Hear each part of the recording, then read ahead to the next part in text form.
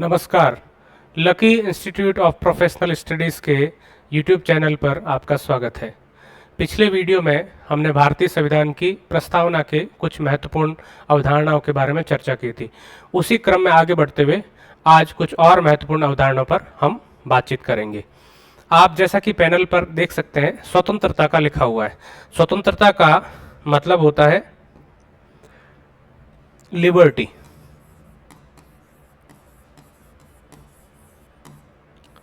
ये प्रस्तावना में शामिल सबसे महत्वपूर्ण अवधारणा है और इसका मतलब ये है कि प्रस्तावना सभी नागरिकों के लिए, फॉर ऑल सिटीजन्स, विचार, अभिव्यक्ति, विश्वास, आस्था और उपासना की स्वतंत्रता पर जोर देती है। आप सब लोगों की जानकारी के लिए बता दूं कि भारतीय संविधान के भाग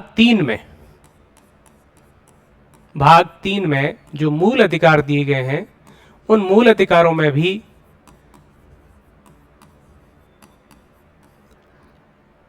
अनुच्छेद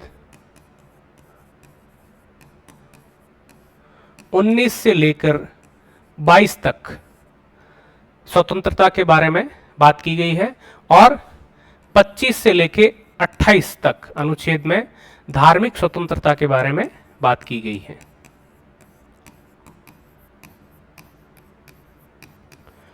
तो भारतीय संविधान में जो स्वतंत्रता के प्रावधान है, जिसमें अनुच्छेद 19 से 22 और अनुच्छेद 25 से 28 तक धार्मिक स्वतंत्रता का प्रावधान है, उन्हीं का सार रूप प्रस्तावना में स्वतंत्रता के बारे में लिया गया है। इसमें फिर से मैं आपको बता दूं कि कौन कौन सी चीजें हैं। विचार, थॉट, अभिव्यक्ति, एक्सप्रेशन, विश्वास, बिलीफ, आस्था, फेथ और उपासना, वर्शिप की स्वतंत्रता पर जोर देती है।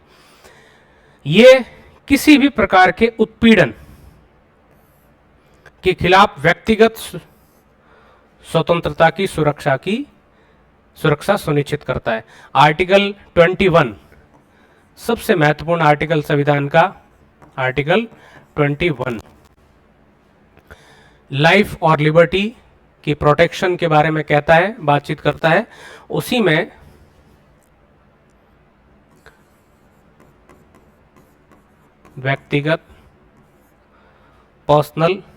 व्यक्तिगत स्वतंत्रता, पर्सनल लिबर्टी एवं जीवन की स्वतंत्रता।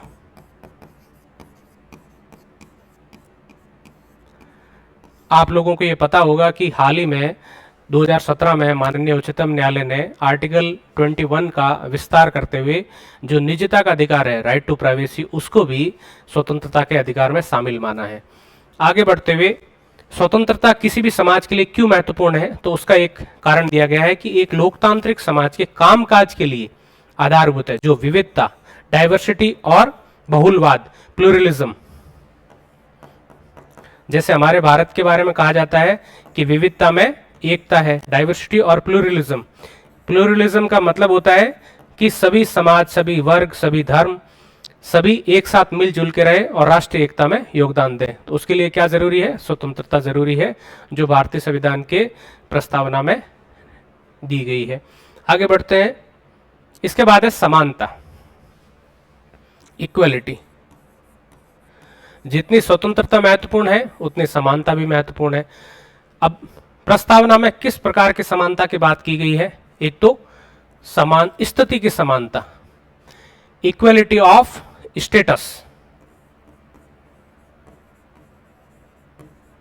इक्वलिटी ऑफ स्टेटस, स्थिति की समानता। यह सुनिश्चित करता है कि प्रत्येक व्यक्ति को बिना किसी भेदभाव के समान सामाजिक दर्जा प्राप्त हो। जैसे आजादी से पहले किसी व्यक्ति को राय बहादुर की उपाधि दी जाती थी, किसी को राजा की उपाधि, महाराजा, राजा, महाराजा धीराज, इस प्रकार की, महाराणा, महाराव, इस प्रकार की काफी उपाधि दी जाती थी। जैसे ब्रिटिश साम्राज्य द्वारा नाइटहुड दिया जाता था, जिसमें सर की उपाधि दी जाती थी, जैसे सर BN राव। तो उस प्रकार आजादी के बाद अनुच्छेद 18 के माध्यम से सभी उपाधियों को समाप्त कर दिया गया। सिर्फ जो मिलिट्री या एकेडमिक उपाधियां हैं, डिस्टिंक्शंस हैं, उनको ही अनुमति दी गई है। तो इस प्रकार ये स्थिति की समानता, यानी भारत के संविधान की नजर में हर व्यक्ति का दर्जा समान है, कोई ऊंचा नीचा नहीं है, किसी को कोई विशेष अधिकार प्राप्त नहीं है। इसके बाद में आगे बढ़ते हैं, अवसर की समानता, इक्वलिटी ऑफ अपॉर्चुनिटी।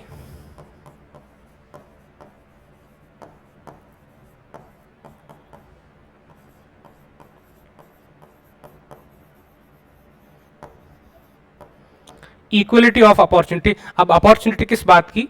सार्वजनिक रोजगार के मामलों में सभी व्यक्तियों के लिए समान अवसरों और सामाजिक संस्थानों तक पहुंच की गारंटी देता है। अब सार्वजनिक रोजगार के बारे में कौन से आर्टिकल में प्रावधान किया गया है? अनुच्छेद 16 में, कि राज्य किसी भी व्यक्ति के साथ सार्वजनिक रोजगार के मामलों में कोई भेदभाव नहीं करेगा। यहाँ पे मैं आपको बता दूं कि जो SC, ST, OBC, EWS या माइनॉरिटीज को जो आरक्षण दिया जाता है वो इस अनुच्छेद का या इस समानता का उल्लंघन नहीं करता है, क्योंकि कुछ विशेष पिछड़े वर्गों को समाज की मुख्य धारा में शामिल करने के लिए आरक्षण का प्रावधान किया गया है, वो इस समानता के जो सिद्धांत का उल्लंघन नहीं करता है। उसको बोला जाता है एफर्मेटिव एक्शन, सकारात्मक कार्रवाई।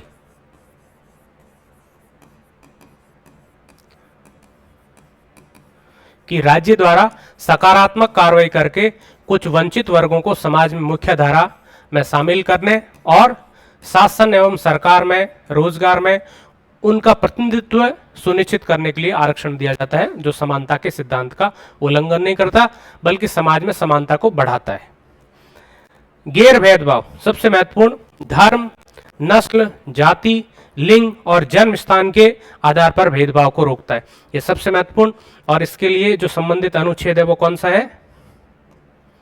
अनुच्छेद 15,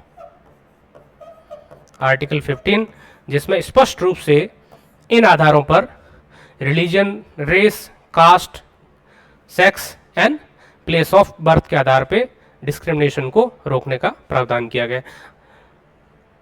इसके बाद आता है बंधुत्व, फ्रेटर्निटी।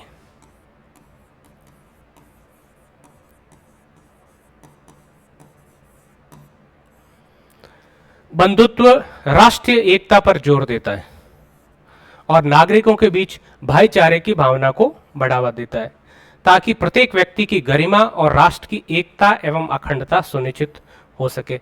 बंधुत्व, ये हमने जो सिद्धांत है ये कहाँ से लिया है? फ्रांस की क्रांति में लिबर्टी, इक्वलिटी और फ्रेटर्निटी का जो एक नारा था उसमें से हमने ये बंधुत्व का नारा लिया है। आप सब जानते हैं कि भारत में विभिन्न प्रकार के धर्म हैं, विभिन्न प्रकार की भाषाएं हैं, विभिन्न प्रकार की बोलियां हैं, विभिन्न प्रकार की संस्कृति है, और भारत सभी संस्कृतियों, विविधता में एकता की संस्कृति को मानता है। तो उसी धारणा को ध्यान में रखते हुए, उसी विचार को ध्यान में रखते हुए प्रस्तावना में बंधुत्व के विचार को शामिल किया गया है। और उसका पीछे का उद्देश्य क्या है? राष्ट्र को एक बना के रखना। बंधुत्व के साथ साथ हर व्यक्ति की व्यक्तिगत गरिमा पर भी ध्यान दिया गया है। कई बार क्या होता है कि समाज को महत्व देने के परिप्रेक्ष्य में व्यक्ति को नजरअंदाज कर दिया जाता है, लेकिन भारतीय संविधान व्यक्ति और समाज दोनों को महत्वपूर्ण स्थान देता है। व्यक्ति को भी मूल अधिकार दिए गए हैं और समाज की एकता को बनाए रखने के लिए बंधुत्व का आदर्श भी भारतीय प्रस्तावना में शामिल किया गया है। इसके बाद में प्रस्तावना में बंधुत्व की अवधारणा धर्म, भाषा, क्षेत्र से परे सभी वर्गों के बीच में सद्भाव और समान भाईचारे की भावना को बढ़ावा देता है। हार्मनी एंड ब्रदरहुड, इसके लिए जरूरी है क्योंकि राष्ट्र, आपने देखा होगा कि जब हमारा देश आजाद हुआ तो उस समय धर्म के आधार पर कुछ दंगे हुए, विभाजन हुआ, और उस विभाजन की विभीषिका को हम आज भी याद करते हैं कि विभाजन ने किस तरीके से देश में राष्ट्रीय एकता के समक्ष एक खतरा पैदा कर दिया था। तो राष्ट्रीय एकता बनी रहे, सभी लोगों के बीच में भाईचारा बने रहे, इसी विचार को आगे बढ़ाने के लिए बंधुत्व को प्रस्तावना में शामिल किया गया। अब है कि प्रस्तावना के बारे में जो महत्वपूर्ण सिद्धांत है वो हमने पढ़ लिए। एक मूलभूत मुद्दा ये है कि क्या प्रस्तावना में संशोधन किया जा सकता है? हाँ, प्रस्तावना में संशोधन हो सकता है, और प्रस्तावना में केवल एक बार संशोधन हुआ है, और वो कब हुआ? 1976 में। 42वें संविधान संशोधन अधिनियम, 42वें संविधान संशोधन अधिनियम द्वारा केवल एक बार संशोधन किया गया है, और उस संशोधन में कौन कौन से शब्द शामिल किए गए हैं? सोशलिस्ट और सेक्युलर। वैसे जो भारत का मूल संविधान था, जो 1950 में लागू हुआ था पूर्णतया, और 26 नवंबर 1949 को आंशिक रूप से लागू हुआ था, उस संविधान के अगर हम प्रावधान देखें तो उसमें समाजवाद और धर्मनिरपेक्षता के मूल्य जुड़े हुए थे, लेकिन स्पष्ट रूप से संविधान में समाजवाद और धर्मनिरपेक्षता को इमरजेंसी के समय इंदिरा गांधी की सरकार ने 42वें संविधान संशोधन अधिनियम 1976 के तहत लागू किया था।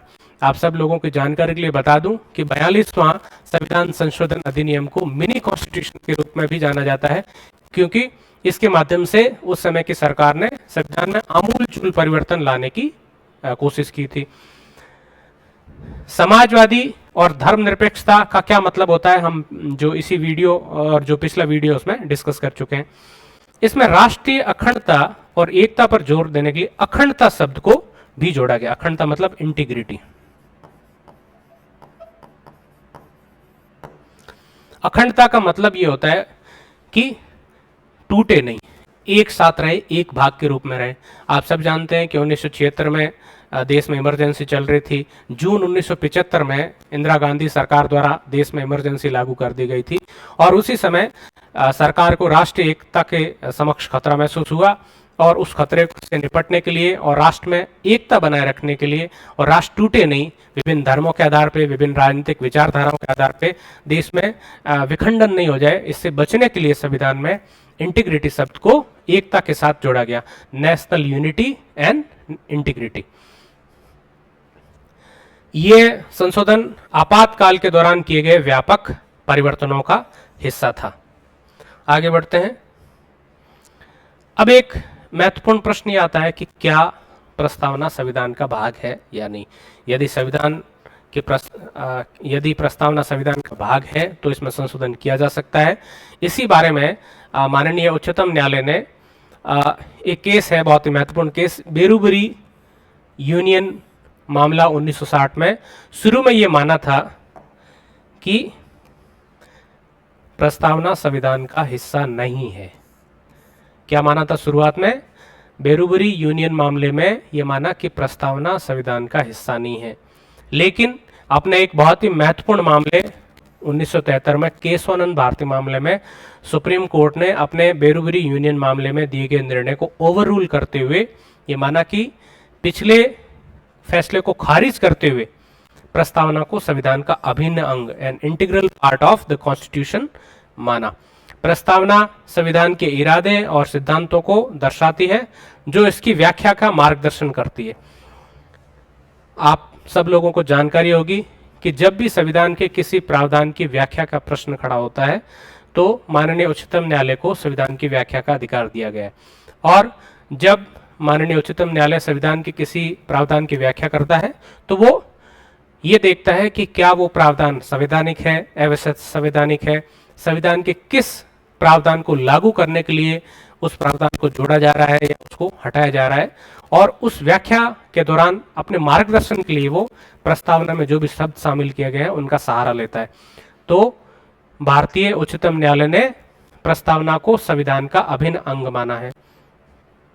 अब इसमें एक महत्वपूर्ण चीज ये है कि संविधान का हिस्सा होने के बावजूद भी प्रस्तावना कानून की अदालत में लागू नहीं होती। इसका मतलब ये है कि प्रस्तावना में केवल मार्गदर्शक सिद्धांत और मूल्य दिए गए, इसके किसी भाग को लागू करवाने के लिए आप न्यायालय की शरण नहीं ले सकते।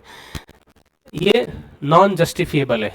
इसका मतलब ये है कि जैसे उदाहरण के लिए अगर आपके किसी मूल अधिकार का उल्लंघन होता है तो आप अनुच्छेद 32 के अंतर्गत माननीय उच्चतम न्यायालय और अनुच्छेद 226 के अंतर्गत किसी राज्य के उच्च न्यायालय में आप कोर्ट की शरण ले सकते हैं और राज्य के खिलाफ आपके मूलभूत अधिकारों के उल्लंघन के लिए मामला दर्ज करवा सकते हैं, राज्य की न्यायालय की शरण ले सकते हैं। लेकिन जिस तरीके से भाग 4 के जो नीति निर्देशक तत्व हैं उनको आप इन्फोर्स करवाने के लिए या उनको लागू करवाने के लिए न्यायालय की शरण नहीं ले सकते, उसी तरीके से आप जो प्रस्तावना है उसके प्रावधानों को लागू करने के लिए भी न्यायालय की शरण नहीं ले सकते।